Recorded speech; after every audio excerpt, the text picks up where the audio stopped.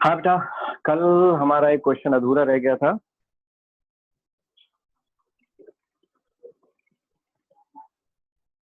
इसे कंप्लीट कर लेते हैं।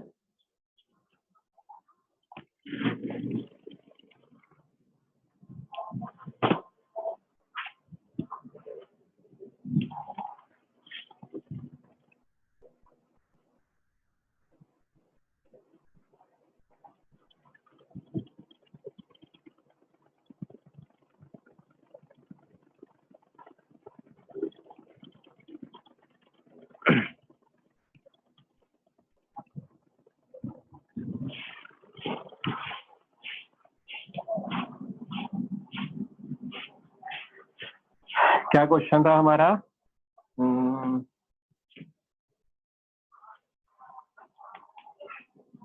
इंक्रीजिंग डिक्रीजिंग कुछ बताना था और क्वेश्चन मुझे निकालना पड़ेगा।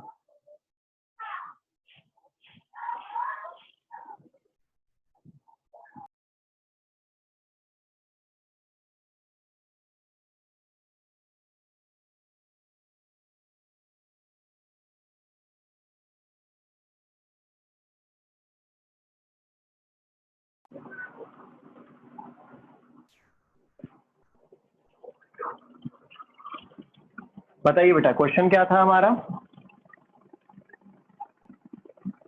log 1 प्लस एक्स, बताना बेटा कितना था, फिर आगे minus 2x upon 2 plus 2x upon 2 plus x. 2 plus x, ठीक है, ये ठीक है ना हमारा 1 प्लस एक्स। और यहाँ लिखा था x ग्रेटर देन -1, और ये मेरा fx है और डेरिवेटिव आया था मेरा x square upon x plus 1 and 2 plus x का होल स्क्वायर। चेक करना, यही आया था क्या?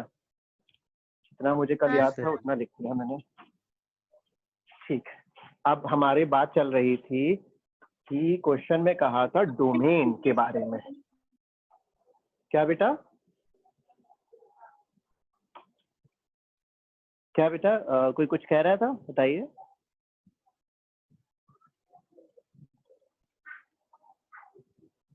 चलो ठीक, तो मुझे बताना था इस क्वेश्चन में कि फंक्शन जो मेरा है वो फंक्शन डोमेन पे कैसा है मेरा, इंक्रीजिंग है, ये बताना था। तो अब बात चल रही थी डोमेन क्या होता है। तो हमने बताया था अगर आपके पास कोई भी फंक्शन लिखा है, 10th क्लास में आपने पढ़ा था, ये डोमेन होता है एंड ये मेरा कोडोमेन होता है सेकंड सेट। और कोई भी मेरा फंक्शन है y is equal to f x है, इस तरीके से आप लिखते थे y is equal to f x, तो x यहाँ जाता था, y यहाँ, आपने यहाँ तक बता दिया था, यहाँ तक पहुंचे थे। तो क्वेश्चन में बोला है कि the function is increasing through out its domain. So domain क्या होता है हमारा? The value of x। So for this question the value of x is defined here, ये दिया है। तो इसका मतलब कि क्या कहना चाह रहे हैं? वो कहना चाह रहे हैं, क्वेश्चन घुमा के उन्होंने बोला है, वो कहना चाह रहे हैं कि whenever x is greater than for all the values in which x is greater than -1 the function is increasing। मतलब इंक्रीजिंग के इंटरवल दिए पहले से ही दिए गए हैं, लेकिन घुमा के उन्होंने साइड में ये लिख रखा था, इसका यहाँ कोई यूज नहीं हुआ था। मतलब ये फंक्शन मेरा इसके लिए डिफाइंड है। तो ये मेरा क्या होता है, x का वैल्यू क्या होता है? एक्स की वैल्यूज क्या डिनोट कराती हैं? आपका डोमेन ही डिनोट कराती हैं। एक्स की जो वैल्यूज होती हैं किसी भी फंक्शन के लिए, वो आपका क्या डिनोट कराती हैं? डोमेन डिनोट कराती हैं। तो इसका मतलब क्वेश्चन में बोला था कि डोमेन के लिए आपको प्रूव करना है फंक्शन कंटिन्यूअस होना चाहिए। तो डोमेन का मतलब ये रही वैल्यू, यानी हमें इस इंटरवल के लिए इस पूरे फंक्शन को इंक्रीजिंग दिखाना है। चलो दिखा देते हैं, ठीक है। घुमा के क्वेश्चन बोला था, इंटरवल ये वैल्यू थी जो फंक्शन के साथ में दी गई थी। अब मैं इस फंक्शन को रीड करते हैं, इसको बारी बारी रीड करते हैं। आप देखिए x, मतलब मैं बात कर रहा हूं इस इंटरवल की, मैं एकदम से मुझे नहीं पता ये फंक्शन इंक्रीजिंग होगा या डिक्रीजिंग होगा। मैं एक एक वैल्यू रीड करूंगा कि इस इंटरवल के लिए ये सारी एक एक वैल्यू कैसा नेचर रखेंगी। For all the values greater than -1 x square कैसा होगा, ये वाला एक्स स्क्वायर। बताइए। पॉजिटिव। पॉजिटिव होगा मींस ग्रेटर देन 0। भाई हम एक एक वैल्यू को रीड कर रहे हैं, पहले मैंने एक्स स्क्वायर को रीड कर रहा हूँ, कैसा होगा? पॉजिटिव होगा। अच्छा 1/2 प्लस एक्स का होल स्क्वायर, ये कैसा होगा? पॉजिटिव। पॉजिटिव होगा। हमें सिर्फ पॉजिटिव नेगेटिव चाहिए, वैल्यू कितनी छोटी है कितनी बड़ी है उससे मतलब ही नहीं है, मेरे को पॉजिटिव नेगेटिव का काम है, ये पूरे टर्म का मुझे साइन पता करना है। तो स्टेप बाय स्टेप चल रहा हूँ। मैंने कहा इस वैल्यू के लिए चेक करना, मैंने इस वैल्यू के लिए स्क्वायर लगाया, पॉजिटिव ही रहेगा, इस पे भी स्क्वायर लगाया, पॉजिटिव रहेगा। दो बार लिख सकते हो या कंबाइंड भी लिख सकते हो कि भैया एक्स स्क्वायर और 2 प्लस एक्स का whole square is always positive value. क्यों? क्योंकि भैया स्क्वायर लगा, नेगेटिव आने का कोई चांस नहीं है। ठीक। एंड हमारा अगेन कौन सा, अब मैं इस वैल्यू का बात करता हूँ x+1, सिर्फ साइन का बात कर रहा हूँ x+1। अब बताइए x, या चलो अपॉन बाद में लगा देना, पहले x+1 का साइन ये बताओ, पॉजिटिव या नेगेटिव? इन वैल्यूज के लिए फॉर ऑल दीज वैल्यूज ये x+1 का साइन कैसा रहेगा? पॉजिटिव। पॉजिटिव। आप लगा के देख लो ना वैल्यू, इसमें आप वैल्यू लगा के देख लो, -1 से बड़ी वैल्यू लगानी है, नंबर लाइन खींचो, -1 बनाओ और -1 से बड़ी वैल्यू उठाओ और लगा के देख लो। उन्होंने यही तो बोला, for all values which are greater than -1, उनके लिए इसका साइन पता कर रहा हूँ। तो उठाओ, बना -1 नहीं लगा सकते क्योंकि -1 इंक्लूडेड नहीं है। बाकी आपकी क्या क्या वैल्यूज आई, -1 से बड़ी बोला था इन्होंने, यहाँ बोला बड़ी, ग्रेटर देन -1, तो यानी ये वाला इंटरवल आया हमारा। तो यहाँ पर आता है 0, 1, 2, 3, सारी वैल्यूज लगा के देखो। इनफैक्ट आप यहाँ वाली वैल्यू भी लगा के देख सकते हो, जो कि कितनी होगी? -0.5। कितनी होगी? -0.5। तो आप सारी वैल्यूज इस वैल्यू में लगा के देखो, आपको साइन कैसा पता चल रहा है, बताइए। कैसा पता चलेगा साइन? पॉजिटिव। ये हमारा पॉजिटिव आ रहा है। तो अब अगर रेसिप्रोकल ले लूंगा, 1 ले लूंगा, तभी भी तो पॉजिटिव ही रहेगा। साइन वैल्यू बदल जाएगी, but I am talking about the sign only.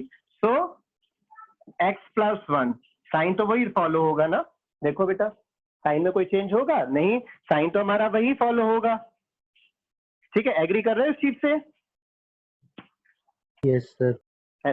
ठीक है, वैल्यू छोटी हो जाएगी लेकिन नेगेटिव नहीं हो सकती। वैल्यू रेसिप्रोकल कर दिया तो छोटी तो होगी, बट इट विल मतलब 0 से 1 के बीच में जाएगी, लेकिन नेगेटिव नहीं होगी। मैं तो उसका साइन देख रहा हूँ, साइन तो पॉजिटिव ही रहेगा। अब इन दोनों को इकट्ठा कर लेते हैं, मतलब एक साथ लेंगे, ये भी पॉजिटिव है, ये भी पॉजिटिव है। इसका मतलब x for all values which are greater than -1, for all values of x which are greater than -1, तो x square, x+1 and 2 plus x का होल स्क्वायर कैसा आया मेरा? ग्रेटर देन 0 आया। और ये मेरा क्या बिलोंग करा रहा है? ये मेरा बिलोंग करा रहा है derivative. This is your derivative. मैंने एक एक वैल्यू को अलग अलग रीड किया, ठीक है। अब यानी कि मेरे को पता चला कि for all values greater than -1 F dash x कैसा आ रहा है मेरा? Greater than 0। तो अब बताइए फंक्शन कैसा आया? What will be the nature of the function? Strictly increasing. Increasing. हाँ, strictly word भी, strictly word मतलब it depends on the question. If they are using the strictly word, you can also use, because यहाँ पे greater than equal to नहीं लगा है, तो आप यहाँ पे strictly word use कर सकते हैं। That depends on the question actually. तो मेरा strictly increasing आया, लेकिन किसके लिए आया?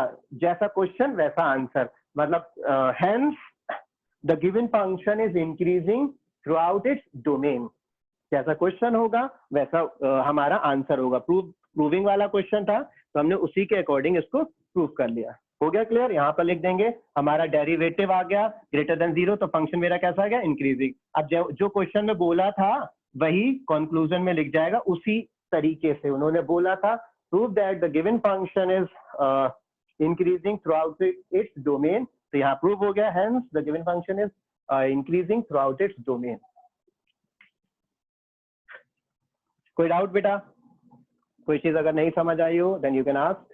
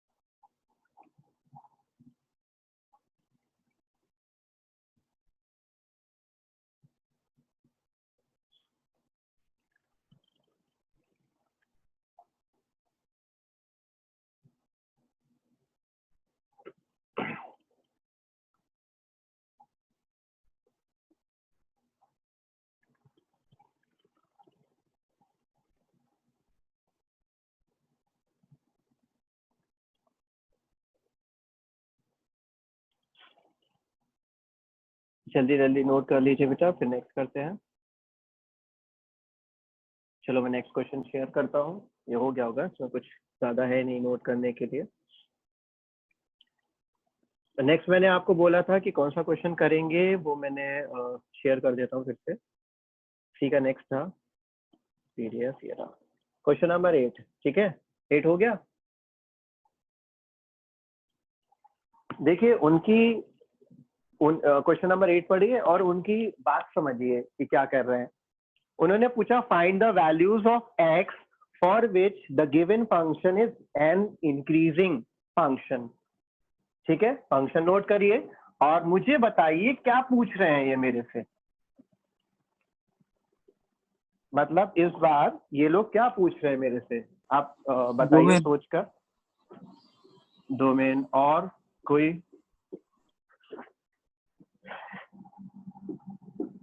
आप अपने अपने व्यूज दीजिए।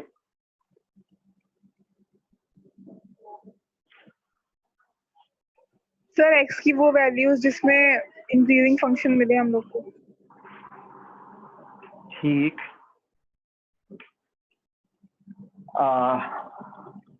दिव्यांश Yes, हमारे हाँ बताइए क्या पूछ रहे हैं हमसे यहाँ पर। सर एक्स की कौन सी वैल्यू पे सर फंक्शन इंक्रीजिंग होगा? ठीक है, अब मुझे ये बताइए क्या हमने ये चीज सीखी है, मतलब क्या हमें पता है, हम इसे निकालना जानते हैं क्या, how to find those values? CP निकालेंगे, क्रिटिकल पॉइंट्स। ओके ठीक है, देखो इसमें कैसे करेंगे। इससे पहले वाला जो आपने क्वेश्चन किया था, मतलब जो मैंने क्वेश्चंस कराए थे, तो आपके कुछ आंसर ऐसे आए थे, मतलब -2 है, माइनस इन्फिनिटी है, इन्फिनिटी, तो इस तरीके से शॉर्ट में लिख रहा हूँ माइनस पॉजिटिव। तो आपका डिक्रीजिंग का वैल्यू आया -इन्फिनिटी से -2 और इंक्रीजिंग आया -2 से इन्फिनिटी। ऐसे ही तो आंसर देते थे। उन्होंने पूछा find the intervals for the increasing and decreasing for this function. तो इंक्रीजिंग और डिक्रीजिंग के इंटरवल्स उन्होंने पूछे थे इससे पहले वाले जितने क्वेश्चन किए थे उसमें, है ना, ऐसे ही तो क्वेश्चन था। अब ये जो इंटरवल्स निकल के आए, किनकी वैल्यूज है ये वैल्यूज है किनकी बेसिकली? सर वाई की range. Okay,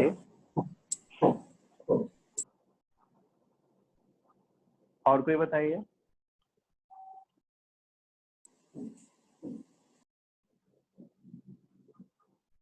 sir sir function x की वैल्यू, एक्स की वैल्यू है। एक्स की वैल्यूज है। लक्षिता आप क्या कह रहे थे, बताइए। द फंक्शन की वैल्यू है। ओके, देखिए एक्चुअली ये वैल्यूज जो इंटरवल्स हम देते थे, जो इंटरवल है ना, ओके, जो चलो ठीक है, मतलब ठीक है, अब इनपुट्स लेते हैं, क्या चीज है पढ़ते हैं। इंक्रीजिंग डिक्रीजिंग, ये वैल्यूज एक्स की होती है बेटा, ये वैल्यूज किसकी होती हैं, एक्स की। कहने का मतलब है जो हम अभी तक इंटरवल्स निकाल रहे थे वो इंटरवल्स एक्स की ही वैल्यूज थी, मतलब वो इंटरवल वाला क्वेश्चन और ये क्वेश्चन अलग नहीं है, उसने तरीका बदला है क्वेश्चन पूछने का, आंसर और सिंप्लीफिकेशन वही होगा। यानी here also we need to find out the intervals in which the function is increasing. ये इसका इंक्रीजिंग का इंटरवल सिर्फ एक पूछ लिया, उन्होंने डिक्रीजिंग नहीं पूछा, सिर्फ एक पूछा, एक क्वेश्चन पूछा मुझसे कि इंक्रीजिंग वाले इंटरवल बता दो। इंटरवल को उसने क्या बोल दिया, द वैल्यूज ऑफ एक्स। पिछले वाले क्वेश्चन में उस चीज को उन्होंने क्या बोला कि किस पे चेक करना है, डोमेन। तो सब एक ही बात है, मतलब वो जो ये वैल्यू थी ना एक्स ग्रेटर देन -1, तो असल में ये एक इंटरवल ही तो है। ये कौन सा इंटरवल है, -1 से लेकर इंफिनिटी। आप बताओ इसमें और इसमें कोई फर्क है क्या, इस स्टेटमेंट में, इस लाइन में कोई दोनों में फर्क है क्या, बताओ। भाई -1 से बड़ा है तो -1 से कहाँ तक जाएगा, इन्फिनिटी तक तो जाएगा, यानी इस इंटरवल में तो कह रहे थे। तो चाहे आप ऐसे लिखो या इस तरीके से लिखो, मीनिंग सेम है। यानी कि उसमें भी हमने इस इंटरवल के लिए फंक्शन को इंक्रीजिंग प्रूव करा, और इस क्वेश्चन में भी कोई मिसिंग वैल्यू नहीं पूछ रहा मेरे से वही पूछ रहा है कि इंक्रीजिंग के इंटरवल बताओ। अब इंटरवल की बजाय उसने क्या बोल दिया, वैल्यूज ऑफ एक्स, और इससे पिछले वाले में उसी चीज को उसने क्या बोला, डोमेन, और उससे पहले उसने क्या बोला, इंटरवल्स। तो सबका मीनिंग सेम है, तरीका सेम है, वही चीज निकालनी है। ये वैल्यूज ऑफ एक्स कह लो, इंटरवल्स कह लो, डोमेन कह लो, सब एक ही बात है। मतलब अब ये वैल्यूज ऑफ एक्स है कैसे, वो भी देखो। जब आप निकालते हो ना डेरिवेटिव को, सीपी कैसे निकालते हो, डेरिवेटिव को 0 के इक्वल रखते हो, तो आपको एक्स का ही तो वैल्यू मिलता है। एक्स का वैल्यू -2 मिला होगा, एक्स का वैल्यू -2 मिला होगा, तभी तो -2 को आपने यहाँ प्लॉट किया होगा। सो आप क्या कर रहे हो, ये आप क्या कर रहे हो, एक्स का वैल्यू लगा रहे हो, तो ये एक्स की वैल्यूज ही तो हुई सारी। अब आपका जो भी फंक्शन है, मान लीजिए मतलब फैक्टर फॉर्म है x -2 और कुछ भी है 2, इस तरीके से मेरा डेरिवेटिव है। तो यहाँ की जो वैल्यू लगाते हो, आप कहाँ लगाते हो, कौन सी जगह, एक्स की ही जगह लगाते हो। भैया मैंने कहा ना, ये इंटरवल का कोई भी वैल्यू रखे फंक्शन में लगाओ, डेरिवेटिव में लगाओ, लगाते डेरिवेटिव में ही हो, लेकिन कौन सी पोजीशन पे लगाते हो, एक्स की जगह ही तो लगाते हो। So all these values are representing your x only, ये एक्स का रिप्रेजेंट करा रहे हैं। इनफैक्ट हम वाई एक्सिस नहीं ले रहे हैं, लेकिन ये इस तरीके से है, वाई एक्सिस का मेरा यूज नहीं है। मतलब इस तरीके की सिचुएशन, वो ये क्वाड्रेंट सिस्टम में फिट हो जाएगा अगर मेरा, सॉरी यहाँ गलत बन गया, 0 पे जाके क्वाड्रेंट सिस्टम में फिट हो जाएगा।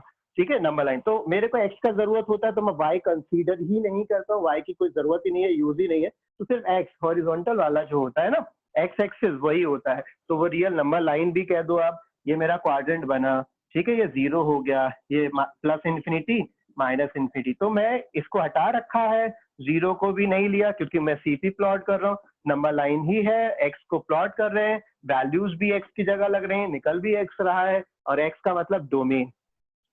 तो इसके लिए भी मुझे क्या निकालना है, इंक्रीजिंग के इंटरवल्स निकालना है। सिंपली लैंग्वेज बदली है बस, उसने कहा find the values of x for which the given function is increasing. तो जिस इंक्रीजिंग के इंटरवल निकालने हैं बस मुझे, और कुछ नहीं करना है, क्योंकि वो जो इंटरवल्स होते हैं वो एक्स की ही वैल्यूज होते हैं, उन्हीं को ही डोमेन कहा जाता है। ठीक है, करिए फटाफट। नॉर्मल क्वेश्चन, इंटरवल्स इंक्रीजिंग के निकालने, डिक्रीजिंग के जरूरत नहीं है। मतलब दोनों टेबल बनाएंगे, टेबल बना के जिसमें इंक्रीजिंग आ जाएगा वो आंसर हो जाएगा। Hence the interval, hence for all these values interval लिख देंगे, the given function is increasing. बस कंक्लूजन में इंक्रीजिंग के आंसर लिख देना बस। कर लो इसको, कंप्लीट कर लो फटाफट। इसको इजी बना देता हूँ, थोड़ा सा माइंड लगाओगे तो ये हो जाएगा x² - 2x, प्रोडक्ट रूल से बच जाओगे। यहाँ पे डिफरेंशिएट करना, अदरवाइज आपको चेन रूल के साथ साथ प्रोडक्ट रूल भी लगाना पड़ेगा। अंदर मल्टीप्लाई करा दो, पॉलिनोमियल है, चेन रूल लगेगा, बट प्रोडक्ट रूल से बच जाओगे। एक मिनट में पूरा क्वेश्चन हो जाएगा, बहुत ही छोटा है।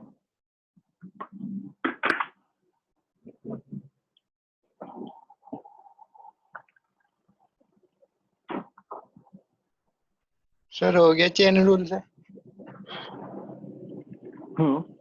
पूरा सॉल्व करो, इंटरवल्स निकालो इंक्रीजिंग के, टेबल वगैरह सब बताओ। सर निकाल लिए। Okay, very good.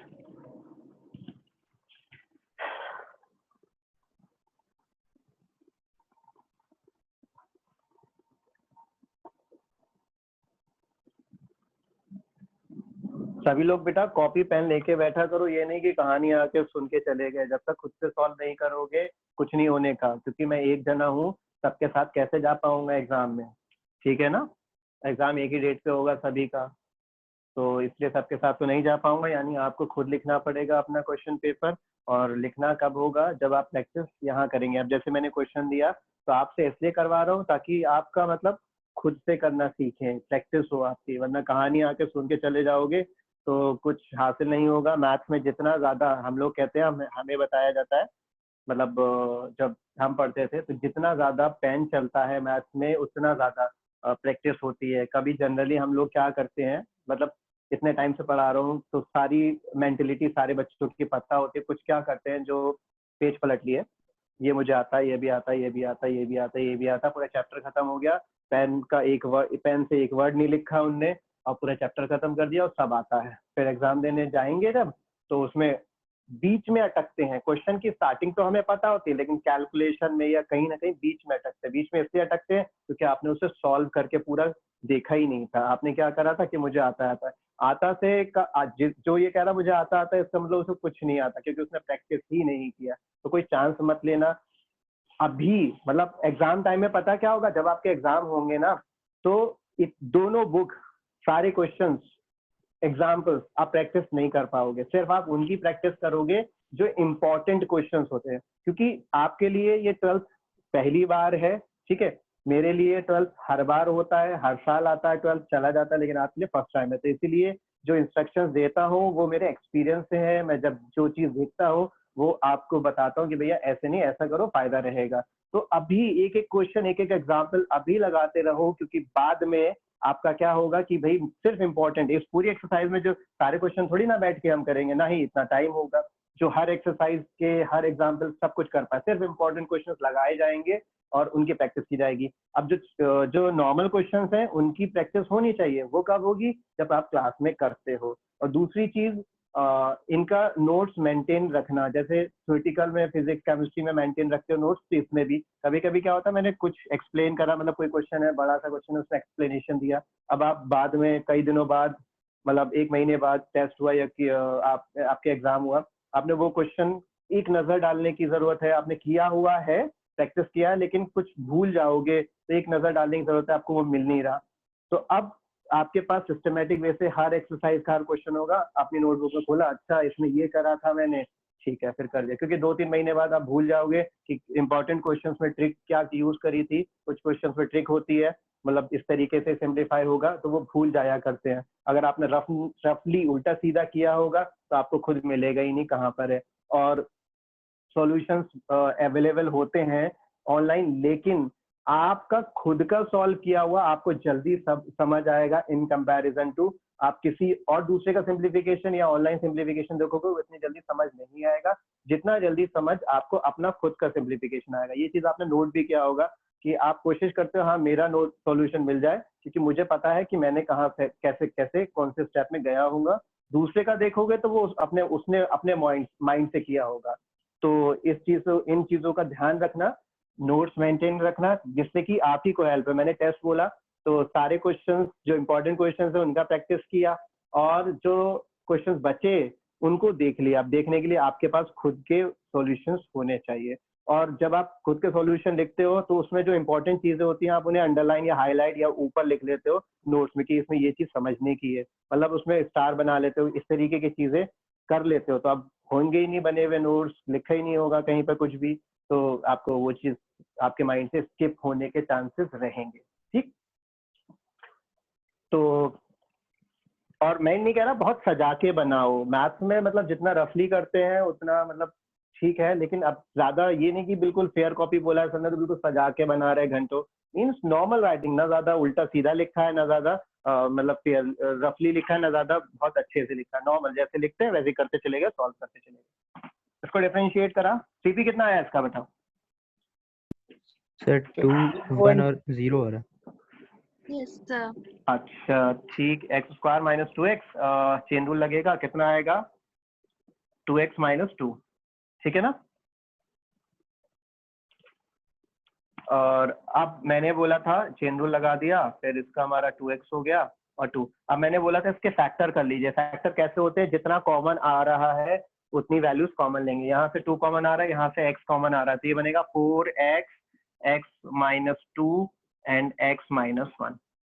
आपको बार बार बताया है डिफरेंशिएट करने के बाद सीपी निकालने से पहले फैक्टर कर लिया करो, फैक्टर फॉर्म लिख लिया करो। वो बहुत इजी होती है 2 कामों के लिए, एक तो साइन पता करने के लिए, दूसरा सीपी निकालने के लिए। मुझे फैक्टर फॉर्म में साफ सीपी दिख रहे हैं, क्या क्या है 0 1 2, ठीक है।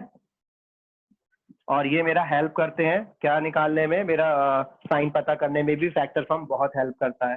तो सीपी मेरा क्या होगा, पुट करते हैं डेरिवेटिव को 0 के इक्वल, और यहाँ से मैं डायरेक्ट लिख दे रहा हूँ 0 मिलेगा, 1 मिलेगा और मेरे को 2 मिलेगा। तो नंबर लाइन यही बना लेता हूँ मैं, -∞, इन्फिनिटी, मेरा 0 आ गया, 1 आ गया, 2 आ गया, इन ये सारे इंटरवल्स बने, टेबल बनेगा, ठीक है। अब मैं डायरेक्ट यहीं खत्म कर देता हूँ क्वेश्चन। बताइए पहले इंटरवल में क्या चलता है, क्या मिलेगा आपको?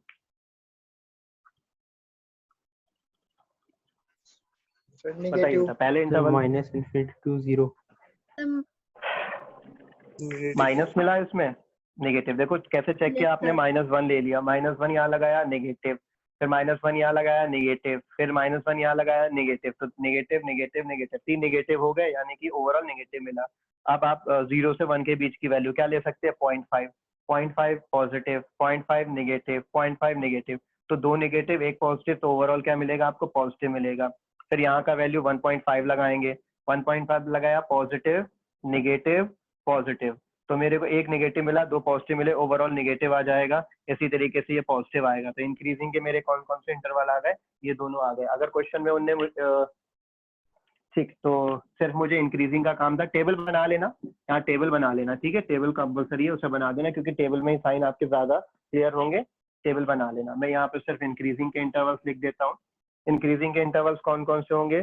0 से 1 के बीच में, और दूसरा हमारा कौन सा आया बेटा? Yes, 2 to infinite.